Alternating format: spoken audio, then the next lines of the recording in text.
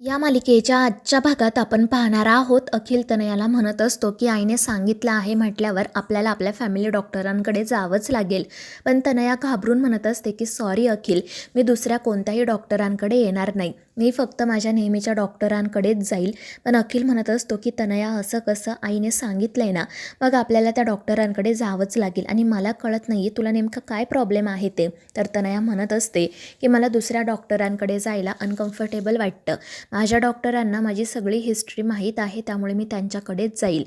मात्र अखिल यासाठी काही तयार नसतो आणि त्यामुळे तनया म्हणते की आपण एक काम करूयात, आपण आईंना खोटं सांगूयात की आपण फॅमिली डॉक्टरांकडे जाऊन आलो आणि तेच म्हणाले की तुम्ही तनयाच्या आधीच्याच डॉक्टरांकडे जा.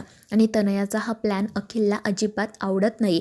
तो घरात खोटं बोलायला तयार नसतो. मात्र तनया त्याच्याकडे खूप हट्ट करते आणि त्यामुळे नाईलाजाने तो हो म्हणतो आणि मग तो त्याची कार आणण्यासाठी पुढे जातो. त्याचवेळी आकाश आणि वसुंधरा बाईकवरून त्या ठिकाणी येतात.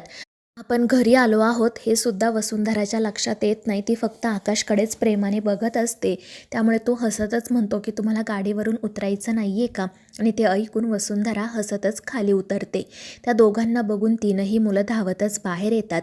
मात्र आई बाबा आपल्याला सोडून फिरायला गेले ही गोष्ट त्यांना अजिबात आवडत नाही आणि ते तिघेही तोंड फुगवून बसतात.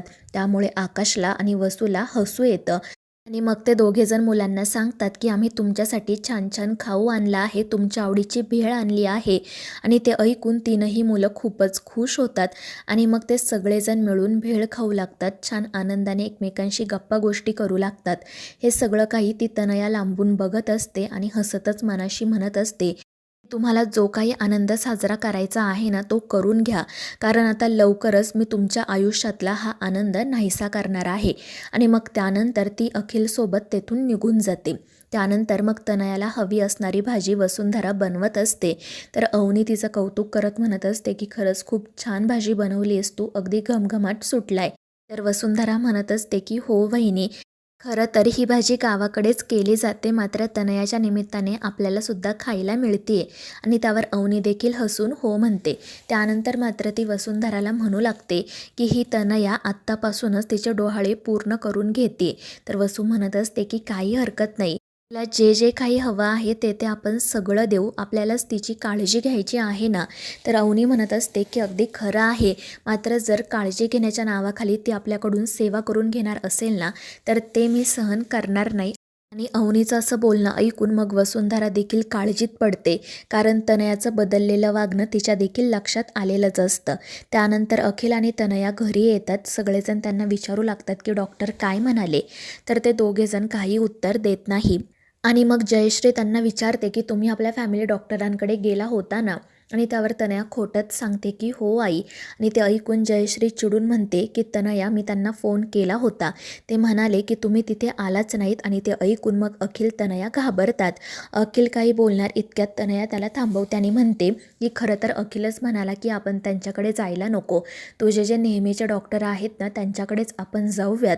जर दोन वेगवेगळ्या डॉक्टरांचं ओपिनियन घेतलं तर मग आपलाच गोंधळ उडेल. आणि तनयाच्या अशा खोट्या बोलण्यामुळे अखिलला खूप त्रास होतो, पण मग तो सगळ्यांसमोर काही बोलत नाही. तर मग माधव तनयाला म्हणत असतो की अगं तू जयश्रीचं मन का मोडलं, तिने सांगितलं होतं ना मग जायचंच ना डॉक्टरांकडे. पण मग जयश्रीच म्हणते की काही हरकत नाही, मी काळजीपोटीच सांगितलं होतं, तिला ज्या डॉक्टरांकडे जायचं असेल त्या डॉक्टरांकडे जाऊ द्यात. आणि त्यावर तनया म्हणते की आई, खरं तर तुम्हाला वाईट वाटेल म्हणून मी तुमच्याशी खोटं बोलले. आणि ते ऐकून जयश्री तिचं कौतुकच करते आणि वसुंधराला टोमणा मारत म्हणते की माझी धाकटी सून तरी माझी काळजी करते, मला काय वाटेल याचा विचार करते. आणि ते ऐकून वसूला वाईट वाटतं.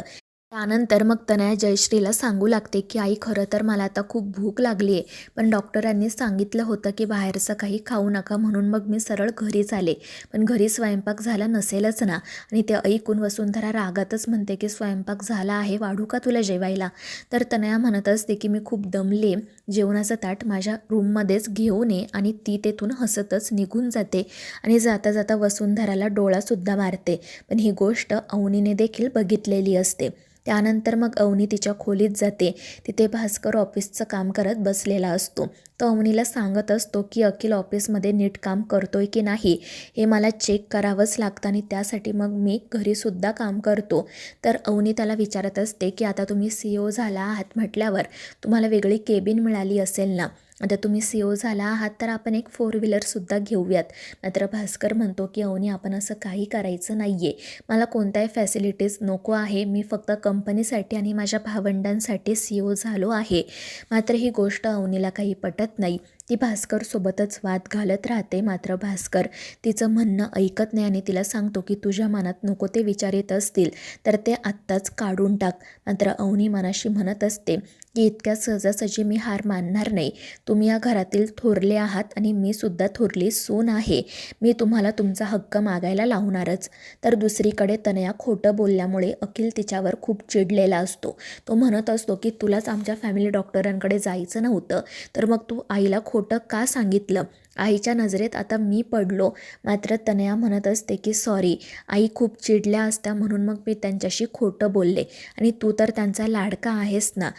तुला काही बोलणार नाही. आणि मग त्यानंतर ती अखिलसोबत वेगळ्याच विषयावर बोलत राहते. त्याचं लक्ष दुसरीकडेच वळवते. ती त्याला सांगू लागते की आता आपण फक्त दोघेजण नाही तर आपलं बाळसुद्धा येणार आहे. आपल्याला त्याच्या सुखाचा विचार करावा लागेल. त्याला काय हवं नको ते बघावं लागेल. आणि तनयाचं ते बोलणं ऐकून अखिल म्हणतो की अगदी खरं आहे. आता आपल्याला थोडा पुढचा विचार देखील करावा लागेल. आणि मग त्यानंतर तो तनयाला म्हणतो की याविषयी आपण नंतर बोलूयात. आधी तू जेवण करून घे. मी पटकन तुझ्यासाठी जेवणाचं ताट आणतो. पण ती म्हणत असते की तू आईंसोबत जाऊन जेवण कर. वहिनीला माझ्या जेवणाचं ताट आणायला सांग. आणि त्यावर अखिल हो म्हणत तेथून निघून जातो. त्यानंतर वसुंधरा जेवणाचं ताट घेऊन येते. तर तनया म्हणत असते की मला खरंच खूप गरम होतंय आणि आमच्या रूममधील पंखासुद्धा बिघडलाय आणि डॉक्टरांनी सांगितलंय की AC तर तुम्ही सुरू करूच नका. आता मी काय करू बरे. आणि मग त्यानंतर ती मुद्दाम वसुंधराला सांगते की वहिनी जर तुझी काही हरकत नसेल तर प्लीज मला हवा घाल. आणि त्यावर वसुंधरा देखील नाईलाजाने हो म्हणते आणि पेपरने तनयाला हवा घालू लागते. तनयाने मुद्दामच पंखा बिघडवलेला असतो आणि वसुंधराला हवा घालताना बघून तर ती खूपच खुश होते आणि हसतच म्हणते की बघ शेवटी मी तुला दासी बनवलंच ना. तर वसुंधरा म्हणत असते की अगं कशाचं दासी, तू प्रेग्नेंट आहे. तुझी काळजी घेणं हे माझं कर्तव्य आहे आणि तुझी काळजी घेऊन मला पुण्यच मिळणार आहे. तर तनया हसतच म्हणते की ठीक आहे, मग बघ आता मी तुला किती पुण्य मिळवून देते ते. त्यानंतर मग ती वसुंधराने बनवलेली भाजी खाते. पण ती भाजी खूप कडवट असते. त्यामुळे तनया लगेच गोंधळ घालत बाहेर जाते आणि सगळ्यांना सांगू लागते की त्या वसुंधराला माझा हट्ट पुरवायचाच नव्हता म्हणून तिने असं केलं. माझ्यासाठी मुद्दाम कडवट भाजी केली. आणि ते ऐकून सगळेजण हसू लागतात आणि तिला सांगतात की अगं तनया या भाजीची चवच अशी असते. मात्र प्रेग्नन्सीमध्ये बायकांना ही भाजी खावीच लागते कारण ती बाळासाठी आणि आईसाठी चांगली असते. मात्र तनयाला हे अजिबात करायचं नसतं. मात्र जयश्री तिला ती भाजी खायला लावते आणि मग वसुंधरा देखील हसतच स्वतःच्या हाताने तनयाला ती कडू भाजी भरवते आणि हसतच विचारते की कसं वाटलं सरप्राईज. तर तनया रागातच म्हणत असते की मी सुद्धा तुला एक सरप्राईज देणार आहे. तर मित्रांनो, या मालिकेच्या पुढील भागांच्या अपडेटसाठी आपल्या चॅनेलला सबस्क्राईब करा.